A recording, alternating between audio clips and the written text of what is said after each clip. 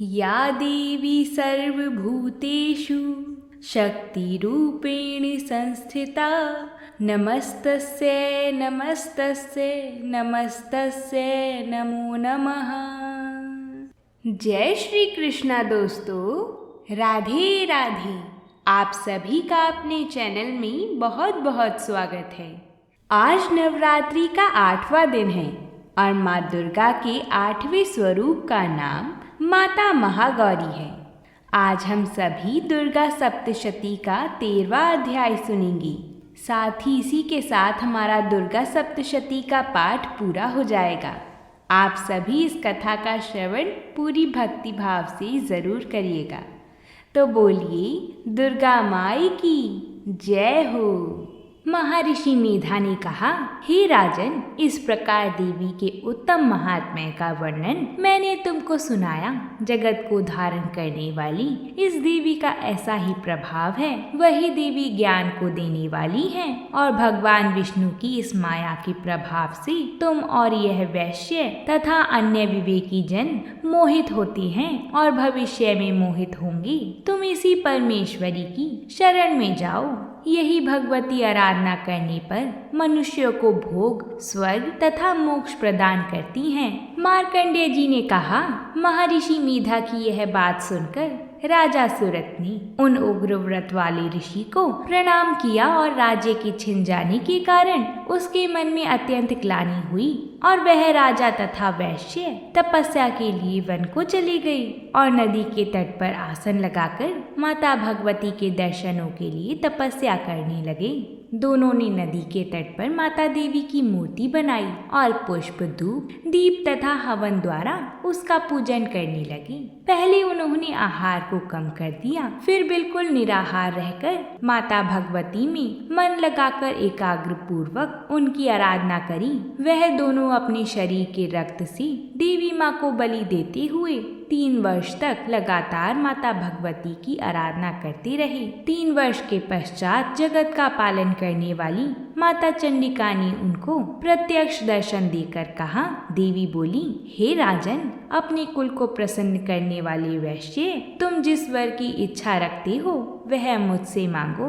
वह वर मैं तुमको दूंगी क्योंकि मैं तुम पर अत्यंत प्रसन्न हूँ। मार्कंडेय जी कहते हैं, यह सुन राजा ने अगले जन्म में नष्ट न होने वाला अखंड राज्य और इस जन्म में बलपूर्वक अपने शत्रुओं को नष्ट करने के पश्चात अपना पुनः राज्य प्राप्त करने के लिए माता भगवती से वरदान मांगा।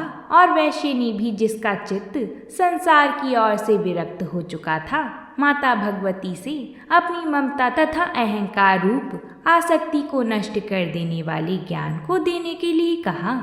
देवी ने कहा, हे राजन, तुम शीघ्र ही अपने शत्रुओं को मारकर पुनः अपना राज्य प्राप्त कर लोगे। तुम्हारा राज्य स्थिर रहने वाला होगा।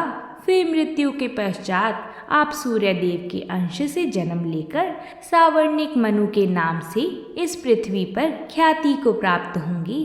हे वैश्य, कुल में श्रेष्ठ, आपने जो मुझसे वर मांगा है वह आपको मैं देती हूँ। आपको मोक्ष को देने वाले ज्ञान की प्राप्ति होगी। मार्कंडेय जी कहते हैं, इस प्रकार उन दोनों को मनोवांछित वर प्रदान कर तथा उनसे अपनी स्तुति सुनकर माता भगवती अंतर ध्यान हो गईं और इस प्रकार क्षत्रियों में श्रेष्ठ वह राजा सूरत भगवान सूर्यदेव से जन्म लेकर इस पृथ्वी पर सावर्णिक मनु के नाम से विख्यात हुए। श्री दुर्गा सप्तशती के पाठ के बाद सिंध कुंजिका स्त्रोत का पाठ अवश्य करना चाहिए। इससे सभी मनोरथ पूरे होते हैं। सिद्ध कुंजिका स्त्रोत देवी महात्म्य के अंतर्गत परम कल्याणकारी स्त्रोत है। कुंजिका का अर्थ चाबी अर्थात कुंजिका स्त्रोत दुर्गा सप्तशती की शक्ति को जागृत करता है, जो महेश्वर शिव के द्वारा गुप्त कर दी गई है। इस स्त्रोत के पाठ के उपरांत किसी और जप या पूजा की आवश्यकता नहीं होती। कुंजिका स्त्रोत के पाठ मात्र से सभी जाप सिद्ध हो जाती हैं। तो आइए माता का नाम लेते हुए हम सिद्ध कुंजिका का पाठ करते हैं। शिव जी बोली, देवी सुनो, मैं उत्तम कुंजिका स्त्रोत का उपदेश करूंगा, जिस मंत्र के प्रभाव से देवी का जप सफल होता है। कवच, अग्रला, किलक, रहस्य, सूक्त, ध्यान, न्यास, यहाँ तक कि अर्चना भी आवश्यकता नहीं है। केवल कुंजिका के पाठ से ही दुर्गा पाठ का फल प्राप्त हो जाता है। अत्यंत गुप्त और देवों के लिए भी दुर्लभ है। हे पार्वती, सब योनि की भांति प्रयत्न पूर्वक गुप्त रखना चाहिए। यह उत्तम कुंजिका स्रोत केवल पाठ के द्वारा मारण, मोहन, वशीकरण, स्तंभन और उच्चाटन आदि उद्देश्यों को सिद्ध करता है। मंत्र है ओम ह्रीं क्लीं चामुंडाय विच्चे, ओम ग्लौं हुं क्लीं जुम सहा ज्वालाय ज्वालाय ज्वल ज्वल प्रज्वल प्रज्वल, ऐं ह्रीं क्लीं चामुंडाय विच्चे, ज्वल हम सम लं शण भट स्वाहा। हे रुद्र रूपिणी, तुम्हें नमस्कार है। हे मधु दैत्य को मारने वाली, तुम्हें नमस्कार है। कैटव विनाशनी को नमस्कार है। महिषासुर को मारने वाली देवी, तुम्हें नमस्कार है। शुंभ का हनन करने वाली और निशुंभ को मारने वाली, तुम्हें नमस्कार है। हे महादेवी, मेरे जप को जागृत और सिद्ध करो। अहंकार के रूप में, हीम के रूप में सृष्टि का पालन करने वाली, क्लीम के रूप में काम रूपिणी की बीज रूपिणी देवी, तुम्हें नमस्कार है। चामुंडा के रूप में तुम चामुंड विनाशिनी और एंकार के रूप में वर देने वाली हो। विच्चे रूप में तुम नित्य ही अभय देती हो। तुम इस मंत्र का स्वरूप हो। धांग धींग धूम के रूप में धुर्जटी यानी शिव की तुम पत्नी हो। वांग वींग वूंग के रूप में तुम वाणी की अधीश्वरी हो। क्रांग क्रीं क्रूं के रूप में कालिका देवी हो। शान शीन शूं के रूप में मेरा कल्याण करो। हूं हूं हुंकार स्वरूपिणी, जन जन जन जन्भ नादिनी, भ्राम भ्रीम भ्रूम के रूप में हे कल्याणकारिणी भैरवी भवानी, तुम्हें बार बार प्रणाम है।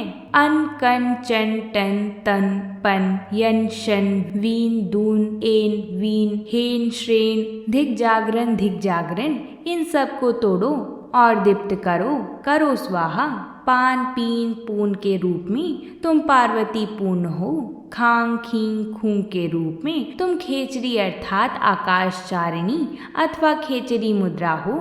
सान सीन सून स्वरूपिणी सप्तशती देवी के मंत्र को मेरे लिए सिद्ध करो। यह सिद्ध कुंजिका स्रोत मंत्र को जगाने के लिए है। इसे भक्तिहीन पुरुष को नहीं देना चाहिए। हे पार्वती, इस मंत्र को गुप्त रखो। हे देवी, जो बिना कुंजिका के सप्तशती का पाठ करता है उसे उसी प्रकार सिद्धि नहीं मिलती जिस प्रकार वन में रोना निरर्थक होता है। इस प्रकार श्री रुद्रयामल के गौरी तंत्र में शिव पार्वती संवाद में सिद्ध कुंजिका स्रोत संपूर्ण हुआ। दुर्गा सप्तशती व सिद्ध कुंजिका के पाठ के बाद क्षमा याचना अवश्य करनी चाहिए। आइए हम मिलकर माँ परमेश्वरी के चरणों में अपनी क्षमा याचना लगाते हैं। हे परमेश्वरी, मेरे द्वारा रात दिन सहस्त्रों अपराध होते रहते हैं। अपनी भक्ति समझकर मेरे उन अपराधों को आप कृपा पूर्वक क्षमा करो। हे परमेश्वरी, मैं आह्वान करना नहीं जानती, विसर्जन करना नहीं जानती तथा पूजा करने का ढंग भी नहीं जानती। हे देवी, हे सर्वेश्वरी, मैंने जो मंत्रहीन, क्रियाहीन और भक्तिहीन पूजन किया है वह सब आपकी कृपा से पूर्ण हो। सैकड़ों अपराध करके भी जो आपकी शरण में जय जय जगदम्बे कहकर पुकारता है उसे वह गति प्राप्त होती है जो ब्रह्मा आदि देवताओं के लिए भी सुलभ नहीं है। हे जगदम्बिके, मैं अपराधी हूँ किंतु आपकी शरण में आई हूँ। इस समय दया की पात्र हूँ। आप जैसा चाहो करो। देवी परमेश्वरी, ज्ञान से, भूल से अथवा बुद्धि भ्रम होने के कारण मैंने जो कुछ भी कम या अधिक कर दिया हो वह सब क्षमा करो और प्रसन्न हो। हे सच्चिदानंद स्वरूपा परमेश्वरी, हे जगत माता कामेश्वरी, आप प्रेम पूर्वक मेरी यह पूजा स्वीकार करो और मुझ पर प्रसन्न रहो। देवी सर्वेश्वरी, आप गोपनीय से भी गोपनीय वस्तुओं की रक्षा करने वाली हो। मेरी पूजा को ग्रहण करो और आपकी कृपा से मुझे सिद्धि की प्राप्ति हो। तो बोलिए जयकारा महामाईदा, बोल सांचे दरबार की जय। इस प्रकार हमारा दुर्गा सप्तशती का पाठ आज पूरा होता है। अब हम सभी भक्तजन आस माता की कथा को सुनेंगे। बोलिए आस माता की जय हो। पहली कथा के अनुसार प्राचीन समय में एक राजा था। उसके एक ही राजकुमार था। माता पिता का बहुत लाडला होने के कारण वह बहुत ऊधम किया करता था। वह प्रायः कुओं और पनघटों पर बैठ जाता और जब स्त्रियां जल भरकर घर को चलने लगती तो गुलेल का गुल्ला मारकर उनके घड़े फोड़ डालता था। लोगों ने राजा के पास जाकर राजकुमार के आचरणों की शिकायत की और कहा कि यदि यही हाल रहा तो हमारा निर्वाह किस प्रकार होगा। राजा ने कहा, अब से कोई मिट्टी का घड़ा लेकर पानी भरने ना जाया करे। जिनके यहाँ तांबे पीतल के घड़े नहीं हैं वे हमारे यहाँ से घड़े ले लें। जब स्त्रियां तांबे पीतल के घड़े से पानी लेने जाने लगीं, तब राजकुमार मिट्टी के बजाय लोहे और कांच के गुल्ले मार मार कर उनके घड़े फोड़ने लगा।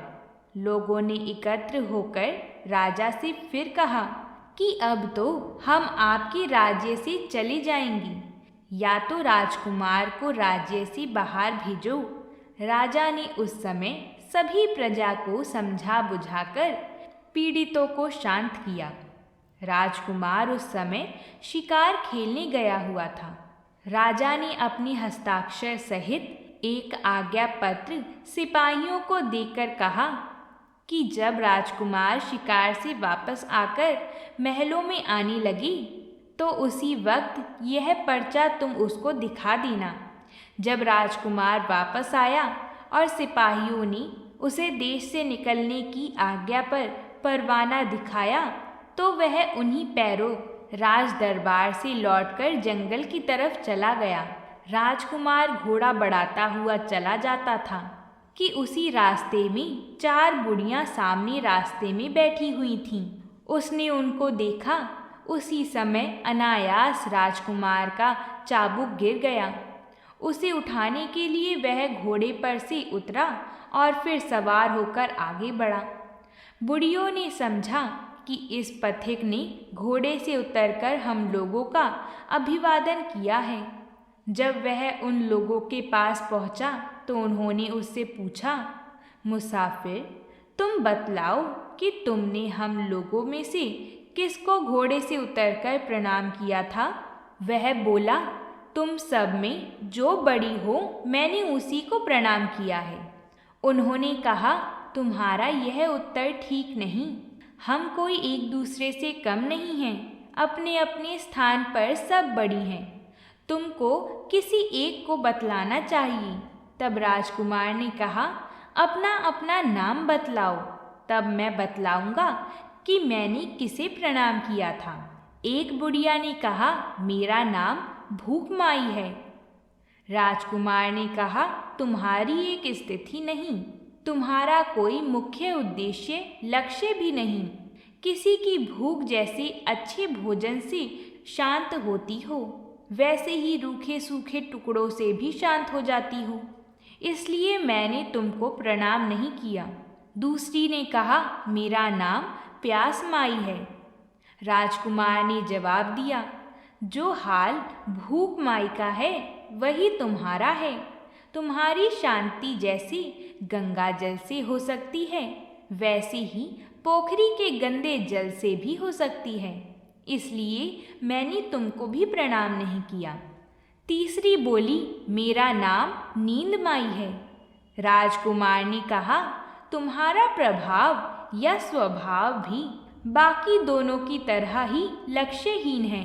पुष्पों की सैया पर जैसी नींद आती है वैसे ही खेत के डेलों में भी आती है, इसलिए मैंने तुमको प्रणाम नहीं किया। अंत में चौथी बुढ़िया ने कहा, मेरा नाम आसमाई है। तब राजकुमार बोला, जैसे ये तीनों मनुष्यों को विकल कर देने वाली हैं, वैसे ही तुम उसकी विकलता का नाश कर उसे शांति देने वाली हो, इसलिए मैंने तुम्ही को प्रणाम किया है। इससे प्रसन्न होकर आसमाई ने राजकुमार को 4 कोड़ियाँ देकर आशीर्वाद दिया कि जब तक ये कोड़ियाँ तुम्हारे पास रहेंगी कोई भी तुमसे युद्ध में या जुए में ना जीत सकेगा। तुम जिस काम में हाथ लगाओगे उसी में तुमको सिद्धि होगी। तुम्हारी जो इच्छा होगी या यत्न करते हुए तुम जिस वस्तु की प्राप्ति की आशा करोगे वही तुमको प्राप्त होगा। राजकुमार चलता चलता कुछ दिनों के बाद एक राजा के शहर में पहुंचा। उस राजा को जुआ खेलने का शौक था। इस कारण उसके नौकर चाकर, प्रजा परिजन सभी को जुआ खेलने का अभ्यास पड़ गया था। राजा के कपड़े धोने वाला धोबी भी जुआरी था। वह नदी के जिस घाट पर कपड़े धो रहा था उसी घाट पर राजकुमार अपने घोड़े को नहलाने ले गया।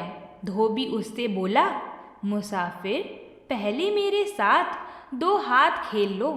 जीत जाओ तो घोड़ों को पानी पिलाकर चले जाना और राजा के सब कपड़े जीत में ले जाना, और जो हार जाओ तो घोड़ा देकर चले जाना। फिर मैं इसे पानी पिलाता रहूँगा। राजकुमार को तो आसमाई के वरदान का बल था। वह घोड़े की लगाम थामकर खेलने बैठ गया। थोड़ी ही देर में राजकुमार ने राजा के सब कपड़े जीत लिए। उसने कपड़े तो ना लिए पर घोड़े को पानी पिलाकर वह चला गया। धोबी शाम को जब महल में गया तब उसने राजा को बताया कि एक ऐसा खेलने वाला मुसाफिर इस नगर में आया है जैसा आज तक मैंने ना देखा और ना ही सुना। कोई उससे जुए में जीत ही नहीं सकता। यह सुनकर राजा बोला, तब मैं उस मुसाफिर से जरूर मिलूंगा और 2-2 हाथ उसके साथ खेलूंगा। दूसरे दिन धोबी राजकुमार को राजा के पास लिवा ले गया। राजा ने उसका उचित आवभगत करके जुआ खेलने की इच्छा प्रकट की। राजकुमार ने कहा, मुझे खेलने में कोई दिक्कत नहीं है, परंतु अधिक देर तक खेलने का मेरा अभ्यास नहीं है। 2-4 दांव में ही वारा न्यारा हो जाना चाहिए। राजा ने कहा, बहुत अच्छा। दोनों खेलने लगे। थोड़ी ही देर में राजकुमार ने राजा का राजपाट सब जीत लिया। राजा ने हार स्वीकार कर ली। तब अपने मंत्री मित्र सबको इकट्ठा करके सलाह ली कि अब क्या करना चाहिए। किसी ने कहा, इसे मार देना उचित है, अकेला तो है ही, क्या कर सकता है। किसी ने कहा, राज का एक अंश देकर उसे राजी कर लेना चाहिए। राजा ने वृद्ध की बात मानकर राजकुमार से अपनी बेटी का ब्याह कर दिया। राजकुमार कोई साधारण मनुष्य तो था नहीं, वह भी तो राजा का लड़का था।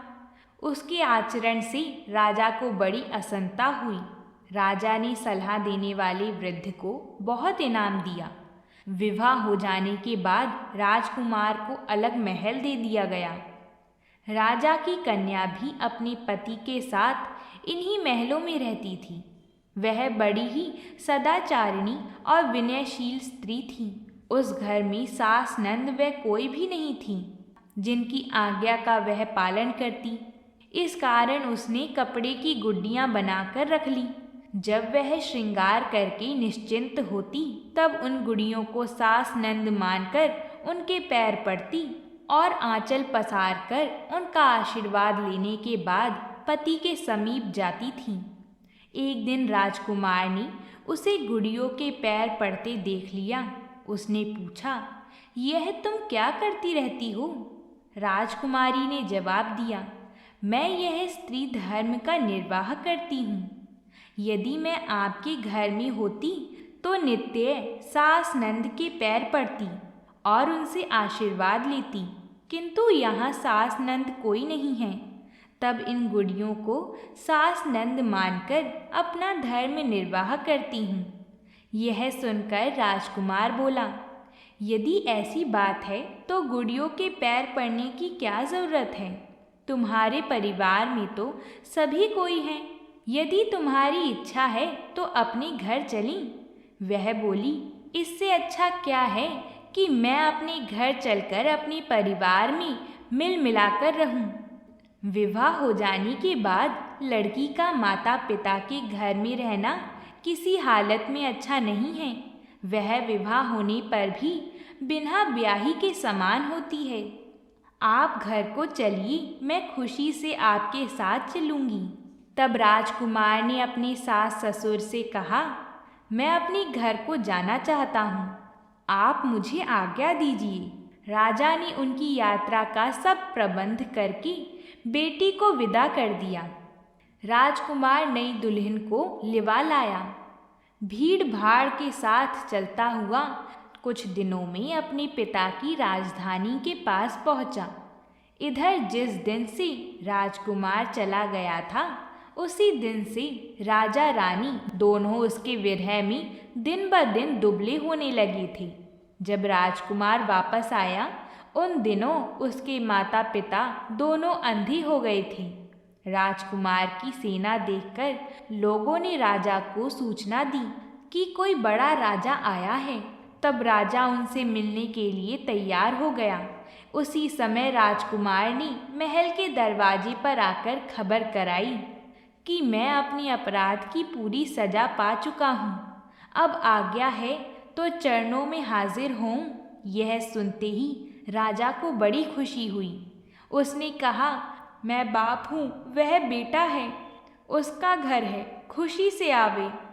तब राजकुमार ने फिर बोला, मैं विवाह कर लाया हूँ। पहले कुलाचार के अनुसार अपनी बहू को महलों में बुलाइए, तब पीछे मैं आऊँगा। इस पर राजा ने सवारी लगवाई। तब राजा खुद बहू को लिवाने गया। महलों में आकर बहू ने सास के पैर पड़ी। सास ने आशीर्वाद दिया। कुछ दिनों के बाद उस राजकन्या के भी अति सुंदर बालक हुआ। इसी बीच में राजा रानी की नज़र भी ठीक हो गई। जिस परिवार में अंधेरा पड़ा था, उसी परिवार में आसमाई की कृपा से आनंद की वर्षा होने लगी। उसी समय से लोक में आसमाई की पूजा की जाती है। तो बोलिए आसमाई की जय हो। अगर आप सभी को ये कथा पसंद आई है तो वीडियो को लाइक और चैनल को सब्सक्राइब ज़रूर करें। प्रेम से बोली जयकारा शेरावाली दा, बोल सांचे दरबार की जय हो।